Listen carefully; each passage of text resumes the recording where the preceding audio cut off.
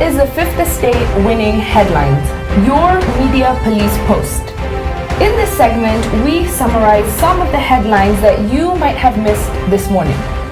But we also take a look at the political pieces that we call cartoons in this country. Today is the 1st of March 2019, and I am 2J. I am 2M.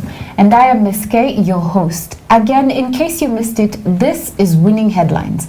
Let's take a look at today's headlines. The Standard. Big cases to start, no one to be spared. Wow. The Star. Panic in Ruto camp over dams probe. And finally, Daily Nation. Dams scandal, the fight back. All right. What do we think today? You know what? Should we mention what happened today? Yes, I think we should start Before we with that. begin, Yeah. let's look at what happened today. You know, today someone woke up in a bad mood and fired a CS Sports Rashid Echesa. And then, sort of, in my view, someone was demoted to sports, right? And that is CS Amina. I don't know what you guys think. I think it's most definitely a demotion. You think it is? Yes. Definitely, because something has to be said. You begin in foreign affairs, you move to education, finally you land in sports. And note the history of this particular ministry. The guy before you, Echesa, fired. Right. The guy before Echesa, where are you? Yes. Fired. Yeah. And in court. I don't know, but sports ministry is clearly full of traps, and I think CS Amina should be wary of that ministry. You know, my point of view is I think there will be, all right, and the Standard points to that headline. I think there are more CSs. This is just the start. And this is just the start of so many things to happen. I think there will be a purge on cabinet. Okay, Yeah. that is a big statement. And before we continue, I'd like to bring our audience back. We have a 3-point criteria that we use to break down the headlines for you. We ask ourselves, are they topical or are they speculative?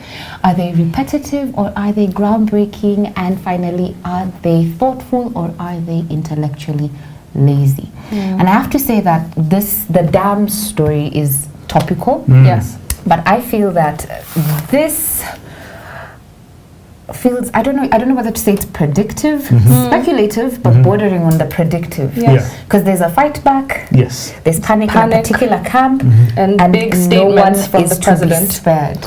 Let me tell you guys, crazy hunch. You see, the Prof keeps saying this.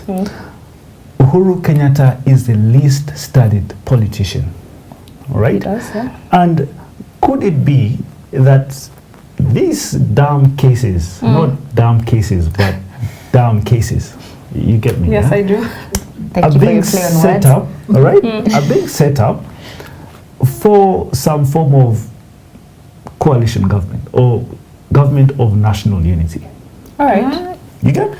I don't know if It's I a agree stretch. with that, but I feel it's a stretch. maybe let's start. just take it at face value. Yeah, Let's start just take looking it at at the face value and start. Big cases to start, no one to be spared. Panic in Ruto camp over dams probe.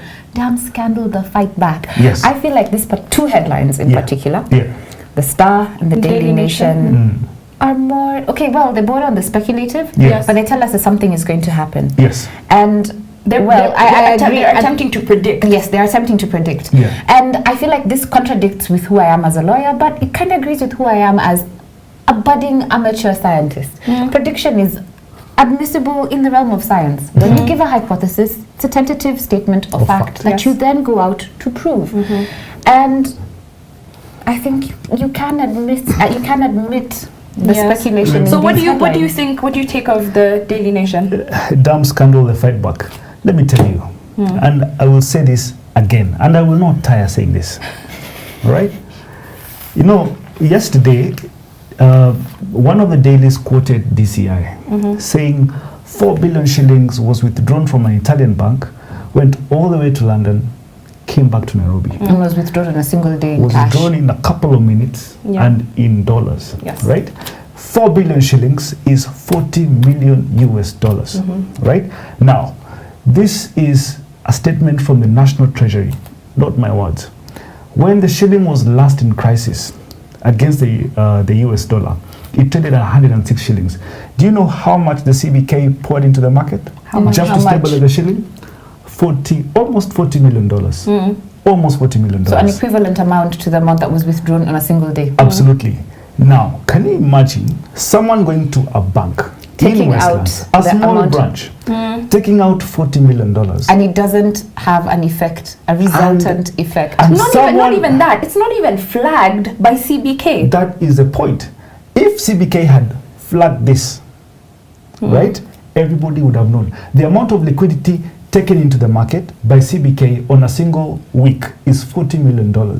But someone Went to has a the bank and sheer removed guts to remove $40 million and no alarm is raised. Then That what- tells you something. Then what we can say, what we can admit is that this is clearly a developing story. It's a- I think that next week we'll have interesting times. It's interesting. Interesting But times. guys, listen to me. This is the point. Yes. This is the point. Okay, the get point, to the The point. point is that nobody has the ability to remove $40 million. Maybe someone Okay, is rich Tuan, enough. Just Tuan. wait. No. $40 million. Somebody Get can to remove it. Get to it. But here's the thing. Yes. If you're going to say that $40 million was removed from a bank and Okay. CBK did not know, then you're not only just exposing the cabinet secretary or the head of state, you are exposing monetary systems in this republic. Okay, Tuam, you're making fantastic points. However, I- what does this have to do with No, no, today's no. headlines? Because I feel that Are you finding a point? I know they are fantastic, but here's the point, right? The state Save me or the state investigative agencies should stop exposing Uhuru Kenyatta.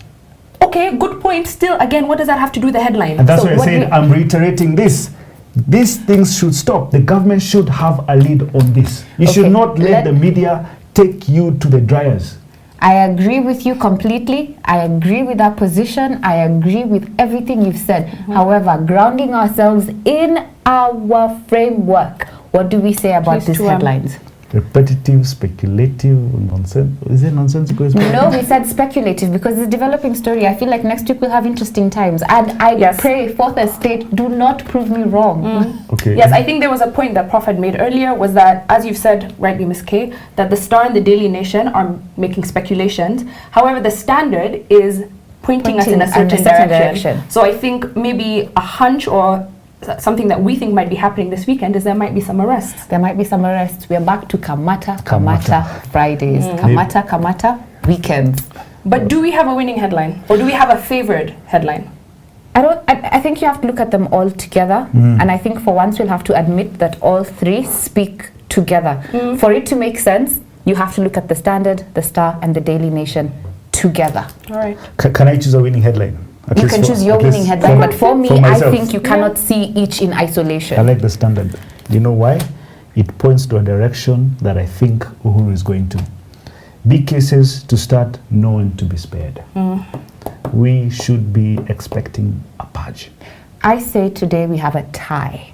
I would agree. And that is a first, I think. Yes, I say we have a tie because going I against feel we're not going against you. We're agreeing with you. It is part of the winning headlines, but you cannot look at the Standard in isolation. You have to look at it together with the Star and with the Daily Nation for the story to make sense. Yeah. That's my opinion. All right, then. I'm not too married to the Standard. You can. So can we agree that Yeah. today, for the first time in winning headline history, we have a tie? All three papers, the Star, the Daily Nation, and the Standard, combined make our winning headlines. And that's that. Bravo, the three. Oh, okay. So on to our next segment, the political opinions that we call cartoons in this country. Again, just like the headlines, we have a three-part criteria that we use to break them down for you. We ask ourselves, are they humorous or are they dry? And I can see one that is extremely humorous for my co-hosts. Are they satirical or are they pessimistic? And finally, are they effective or are they just plain lazy? And we have chosen to start with the Standard. Yes. 2M, what are you seeing? I'm seeing a man, caricature of Donald Trump, on a stripper's pole. And you know who's watching him, having drinks? Somebody who Yeah. looks like Someone who looks like Kim Jong. Is it Kim Jong? Kim Jong-un, yes. Kim Jong-un. Leader of North Korea, right? And funny enough, the guy is sitting next to a rocket, the nuclear, and I don't he's having drinks. I don't think he's sitting next to a rocket. I don't think that's what the picture Okay, says. so it's next to his legs then, all right? It's strategically placed. You're missing the point. But then here's the point. The context is Trump is putting on a show for Kim Jong-un, right? And there's a commentary and right down yes, there. There's a comment there. It's like, who is the little rocket man now? So I think a little bit of context is necessary. I believe we go ahead. mentioned this yesterday, that the two leaders were meeting in Vietnam this week Yeah. to discuss the You also from MARAGA? Denuclearization. Thank you, Ms. K. That they're expecting or trying to get North Korea to begin.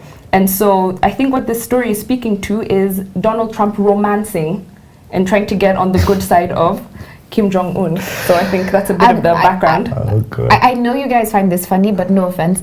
Gado, today I find this slightly offensive. I feel like the symbolism for me is too much. So are you offended? Too Or are you much. offended There's on Donald too Trump's much. behalf? No, I'm offended on my own behalf. The innuendo is much too much. Much too much. And I don't even want to point it out. Why don't you like the nuclear bomb? The placement of it, Oh, sorry. the positioning of the I arrows, think this is a feel it's too fantastic much. cartoon. The innuendo is too much, and I Ms. don't K, feel Ms. K, that please it can should we be. put morality aside? This paper can be picked up by my child. Tell me what I'm going to explain to them. But your child wouldn't understand this. They wouldn't get the context of My this. nieces and nephews would, Miss K, and they're at the morality- point where they would say, "Why? Morality aside, What? this is a Why fantastic can cartoon. I see his bum?" Come Okay, on. well, that's besides the point. But I feel like it's too much innuendo.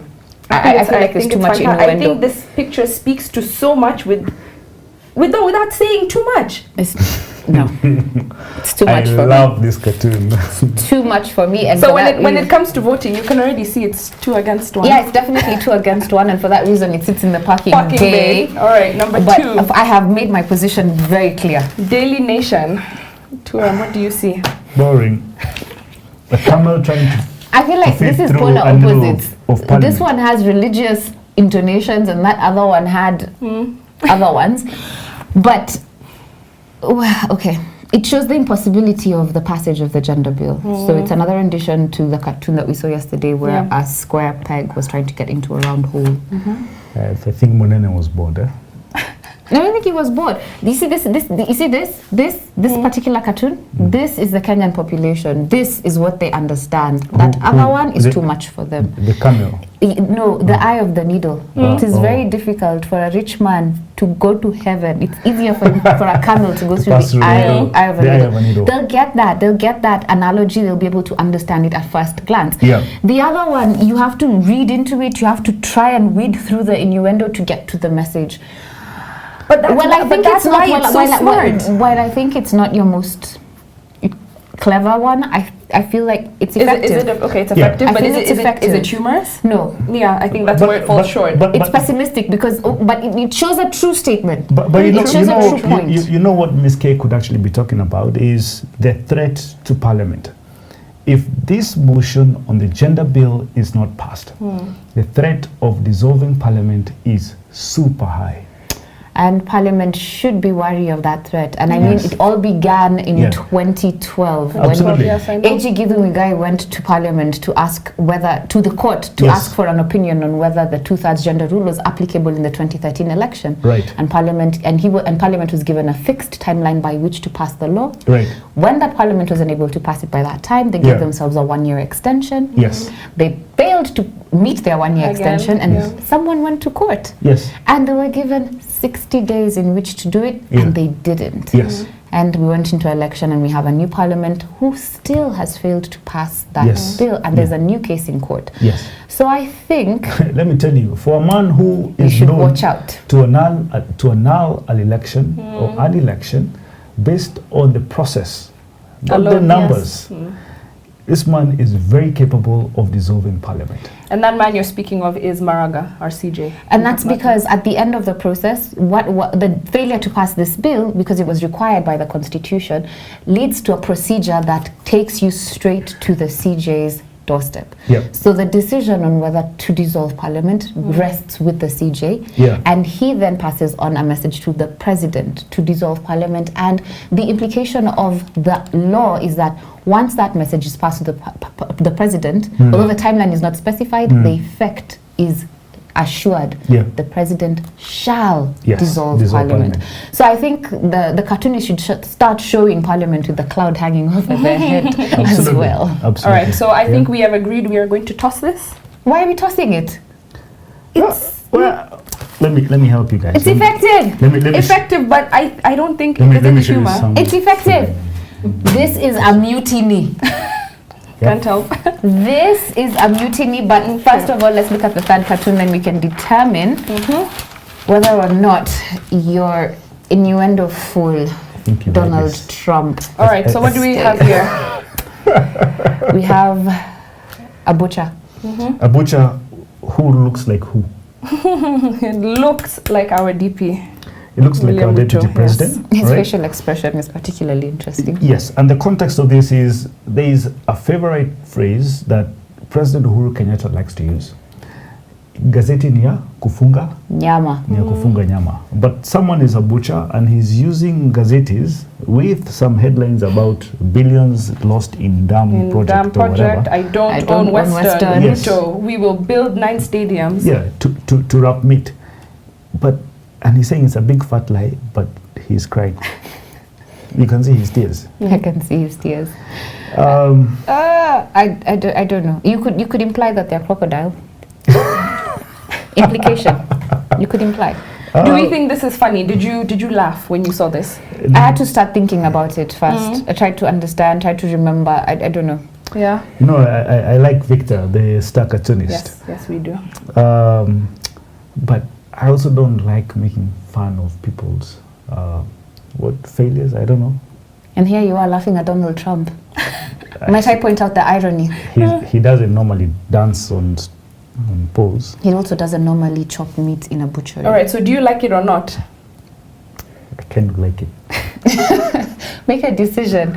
Please use our criteria. Okay. Ground yourself today. Ground yourself. I don't think it's Is it humorous or is it dry? It's humorous. Is it satirical or is it pessimistic? Satirical. I don't think it. I don't think it reaches the. No, it's not satirical. I don't think it's satirical. No, is it effective or is it lazy? Lazy. So I think it's effective. I do. So then it meets two of the criteria. It's humorous and effective. So please bring back our favorite. Your favorite. Your bias. Well, I wouldn't say it's biased because it is Gado, and you have expressed. It's true. Anytime. Can you say? Today we are going with this Gado guy. Okay, hold on. I do have to go back to what we've said before. Look at our criteria. Not only that. Africanism. Yes, we are Afrocentric. Today we for that reason. And for that reason and that reason alone, I have to go with the star. Today we're going with JFK. All right. So, are we voting? Are we voting? I think today we have to vote. Are you voting for Gado? No, because we are Afrocentric and because I find the innuendo in that particular cartoon too much for my personal sensibilities, I'm going with this one. And Ms. K, I vote with you, therefore we toss the standard. And for that reason, yes, and for that reason, our winning cartoon today is from the Star. On that note, this is Winning Headlines. Have a great weekend. See you next week.